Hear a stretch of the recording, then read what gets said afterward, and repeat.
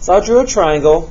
You said, Mr. Chester, what if I have my letters in a different spot than you? I said, all right, as long as you label it correct, apply it correctly, you're going to be fine. I just put my A there. If you had your A there, that's fine. Now, sine is defined as opposite over hypotenuse. So opposite of A, 5 would be here, my 13 would be here. And this is Pythagorean theorem, and we know that's a Pythagorean triple. This would have to be 12 here, the missing side. Remember, it's not drawn to scale.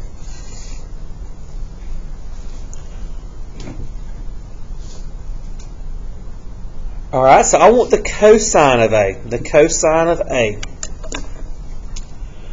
So I look here. What would be cosine of A? 12 over 5. Wait, no. Cosine would be what? 12 over 13. Because A is right here. Adjacent over hypotenuse. Adjacent over hypotenuse. Tangent. What's opposite of A? What's adjacent? 12. Cosecant is the reciprocal of sine. So that's going to be 13 over 5. Secant is the reciprocal of this one. So that's 13 over 12. And cotangent is reciprocal of this will be 12 over 5. Now, guys, you might have one in a minute that has a radical. Could you ever leave a radical in the denominator? No. You have to rationalize the denominator, okay? Just remember that.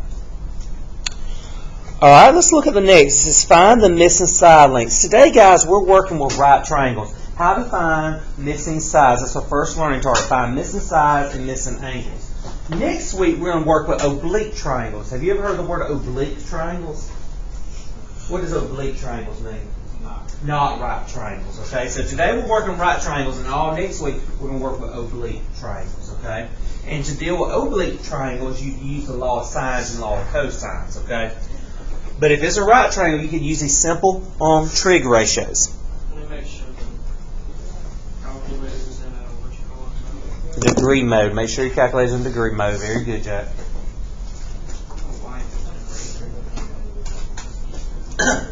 And guys, the way I always check it to make sure it's in the right mode,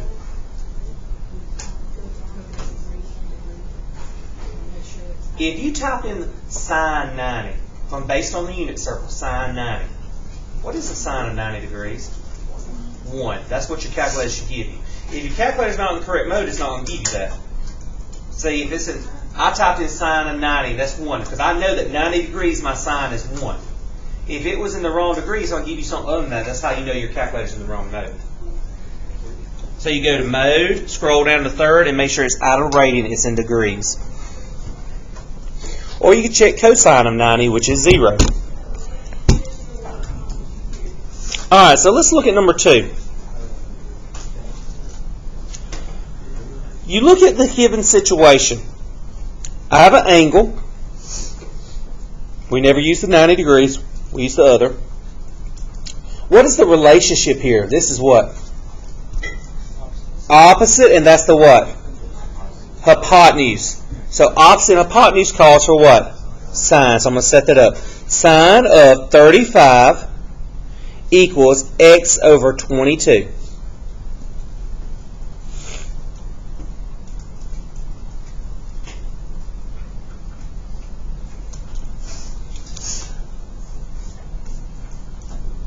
Then you just cross multiply. Sine 35 times 22, and I get, let's round to the nearest tenth, 12.6.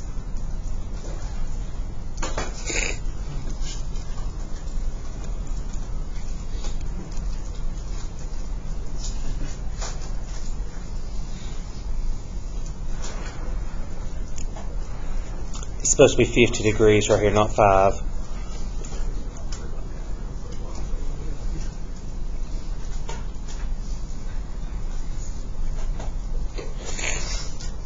Looking at this one, what's my relationship here? This is what? Adjacent, and that's what? Hypotenuse. So what ratio would that call for? Cosine. So cosine of 50 equals x over 63.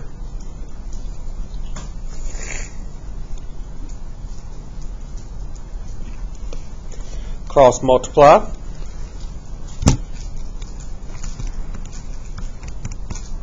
I get 40.5.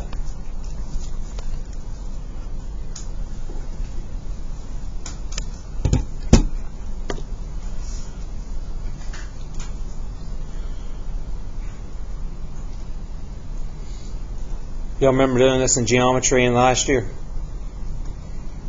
That's why we do it right before Christmas, because this is a quick review, so we don't have to use some of our time next semester when we're covering the hard stuff. All right. Number 4. What's the relationship here from the 25 to 30? That's what? Opposite, and that's the what? Hypotenuse. So it's to be sine 25 equals 3 over x. Now, all of you are very intelligent young men and women here. You know, you can predict that you're going to cross multiply that, aren't you? And you're going to get x times sine 25, aren't you? So what you're going to end up dividing both sides by in the end? Sine 25. So you can just put in your calculator 3 divided by sine of 25. Does that make sense? Because you get this right here.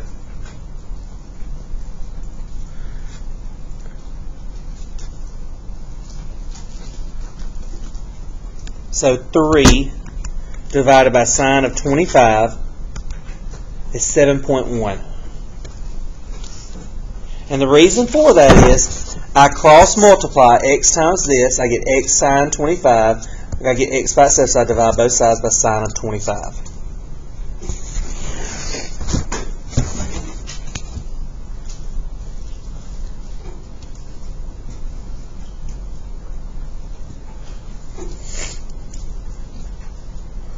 Now, number 5, you notice we're looking for what right here, guys? Theta. Theta. Missing angle is represented by the Greek letter theta.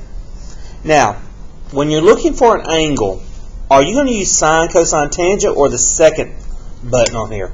Second sine, second cosine, second tangent. When you're looking for an angle, you're using the second sine, or second cosine, or second tangent. So let's look here. This is what to this? Opposite, and this is the what? Hypotenuse. It's always across from the right angle. The hypotenuse is always across from, so you're going to do sine theta equals 4 over 7. So how do you find this? You go second sine and type that fraction in. So your angle will be 34.8 degrees. So when you're looking for an angle, you're going to hit second that button.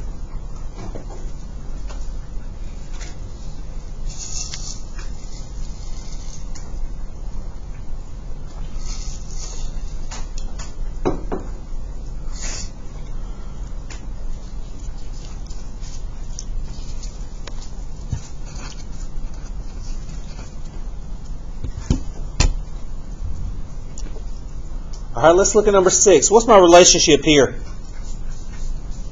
Adjacent, and what is this? Opposite, so I'm going to use what? Tangent. So will I hit tangent or second tangent since I'm looking for an angle? And I get 73.7 degrees. Make sure when you write your degree symbol, it's a little open dot. No, don't make it so big it looks like another 0.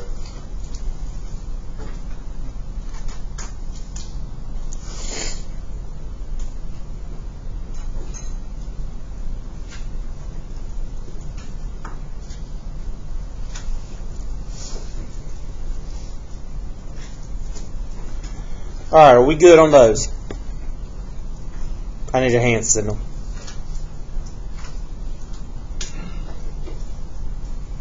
All right, let's go to our second learning target. It says I can solve a right triangle. When I say solve a right triangle, that means I got to do what? Find all missing things. Okay, this right here should say C is the right angle, not the right triangle. C is the right angle. C is the right angle. Okay, I'm sorry, I have some lights, guys. I should have.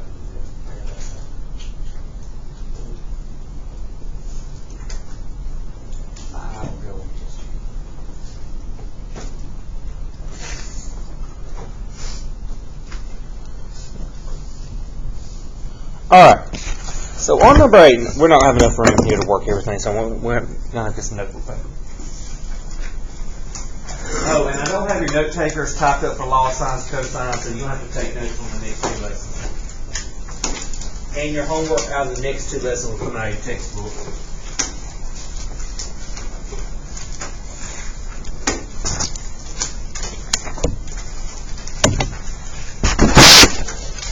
So on number 8 here,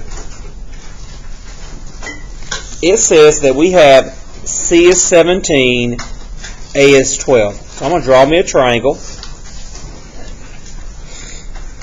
C is your right triangle. Right angle, I mean. Remember that your sides are opposite your angle. So if this is angle A, side A is down here. Do y'all remember that?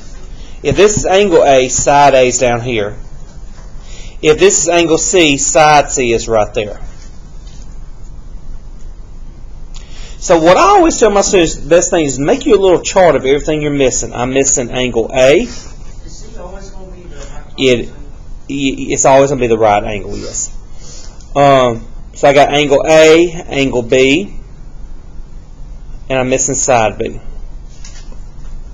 So those are my 3 things.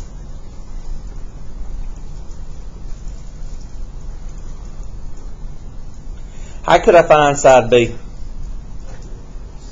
Pythagorean theorem, yep.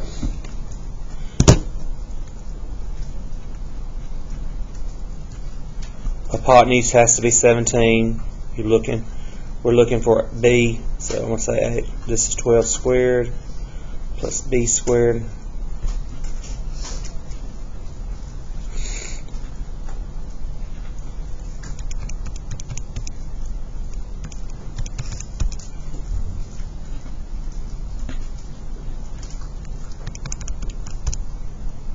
So square root of 145.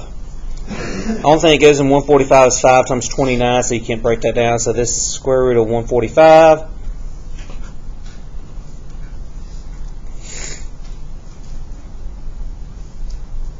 you want us to do it like that?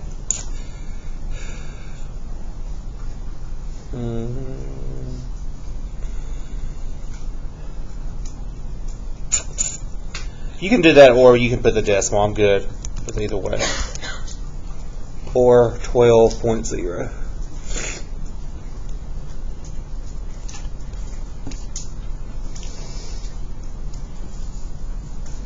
All right, y'all want to find angle A or angle B? B, okay. If this is an angle right here, angle B, you can use any of those sides to help you. But what I always tell my students is I would use 12 and 17, because what if you had made a mistake here? You would get you would mess up on this, wouldn't you? I would give partial credit on this. Let's say you got A and B correct, angle A and angle B, I'll give you points and just take off for side B. But if you use side B, which you just found to do it, wouldn't you miss the other 2? So I always tell my students, I'm going to use these 2 because I know those are correct. You got me?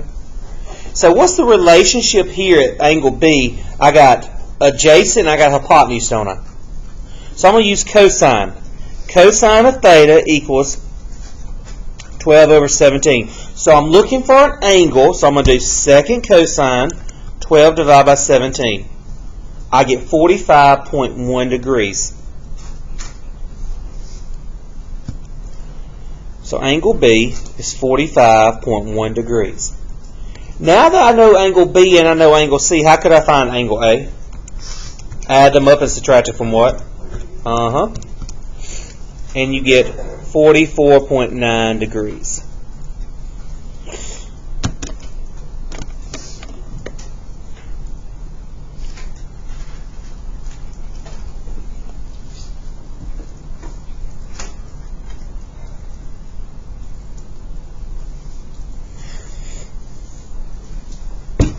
Are there any questions on number 8? Juliet, you okay? You good? Okay. Number 9.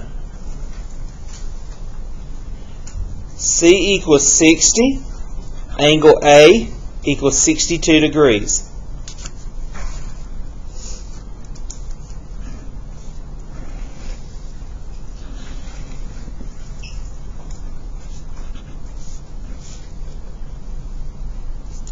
C is 60. Angle A is 62 degrees. So I'm missing angle B, side A, and side B.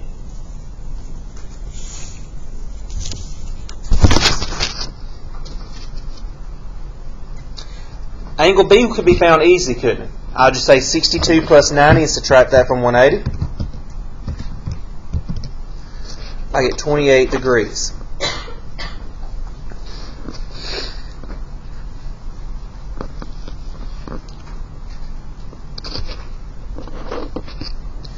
Now I'm going to find side A.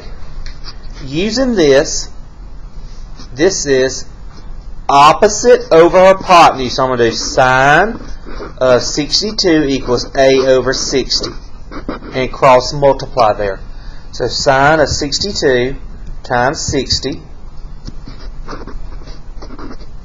is 52.97. So that's going to be 53.0. Because that 7 rounds that 9 up to 0, so 53.0. It's important to put 53.0 because if you put just 53, then I would see that you would think that just came out to even 53. But when I see 53.0, I see that you probably rounded that. Okay. Can you do the approximation? Yes, you can. Yep. Now that I want to find side B, that is adjacent to 62 and hypotenuse. So I'm going to do cosine of 62 equals B over 60. Remember, little letters represent sides. Capital letters represent angles. So it's important to put it correctly. Cosine of 62 times 60. B equals 28.2. Do we need to do any more of those? Y'all good? Yes. Does it matter which trig function you use? Because I use cosine for both. Ooh. It does. You just looked up because if you look here, if you're using A right here, how did you use cosine with that? Because that's opposite. I didn't. I used cosine of 28. Oh, okay. Now that, okay, I understand if you use 28. I thought you meant you used cosine with both 62. No, if you put your 28 in there and did that's okay. I know what you're saying. Do I need to do another one of those? If y'all don't say anything, I heard from 3 people. We good? Okay. Let's look at number 12, angle, elevation, depression. These are your right triangle trig word problems. It says a ground crew worker who is 6 feet tall is directing a plane that's 150 feet in the air on a runway. If the worker sights the plane at an angle elevation of, cut the angle out, so let's don't do that. Never mind. Number 13. Let's do 13. A group of hikers on a camping trip climbed to the top of a 1,500-foot mountain. When hikers look down at an angle of depression of 36 degrees, they can see the composite of their campsite. Oh, Lord. Campsite. That's supposed to be campsite, not composite. Composite is pictures. Campsite in the distance. What is the horizontal distance between the campsite and the group to the nearest foot? Alright, so angle of elevation depression is this. Okay, angle of elevation is, okay, if you're looking up at something, you're going to have a horizontal line. The ground is horizontal. You're looking up, so the angle is from here looking up at the object. Okay, does that make sense? Okay, and you make a right triangle out of that picture. If it's angle depression, you're looking down. You have a line that's going from your head outward. That's your horizontal component there. Does that make sense? Horizontal component. I'm looking down. So, in this picture right here,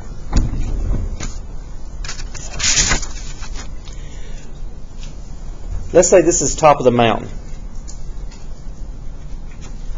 And the campers are looking down at their campsite down here.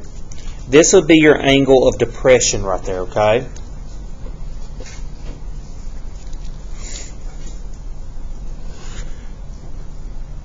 There's the big mountain, okay? So, they are, it says at a top of 1,500-foot mountain. So, the campsite's here, they're on top of the mountain, so this is 1,500 feet over there. Because, you know, you can't do a side of a mountain like that. 1,500, this has to be a straight up and down line. So, 1,500 foot from the bottom to the ground, okay? Now, your angle of depression is 36 degrees. And they want to know What is the horizontal distance? Are you looking for this or this right here? This right here. That is what you're looking for. Horizontals will be a straight line, okay? Horizontal distance. Let's say the campsite's down here. Let me finish drawing this out. Well, ooh, I messed up. Okay. Let me do this. It is, yeah, it's really. So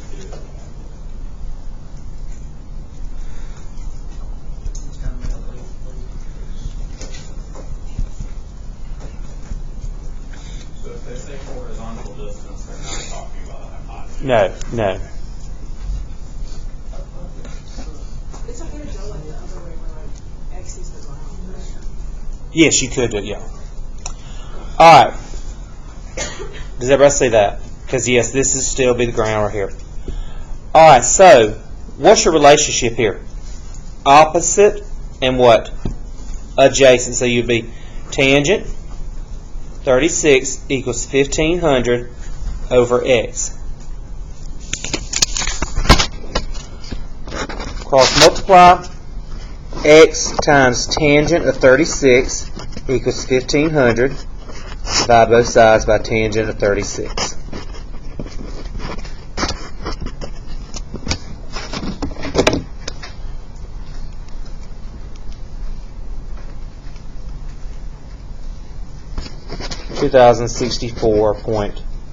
.6 feet.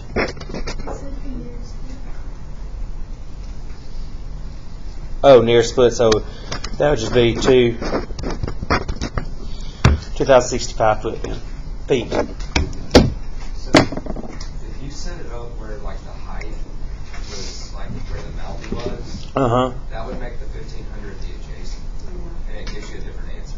Yeah, that's why you have to do it like this, because angle elevation, you're looking down, depression, you're looking down.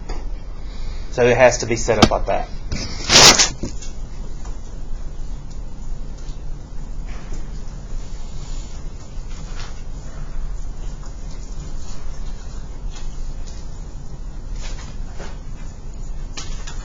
All right. The rest of the time you can work on numbers 1 through 10 on the back of this paper.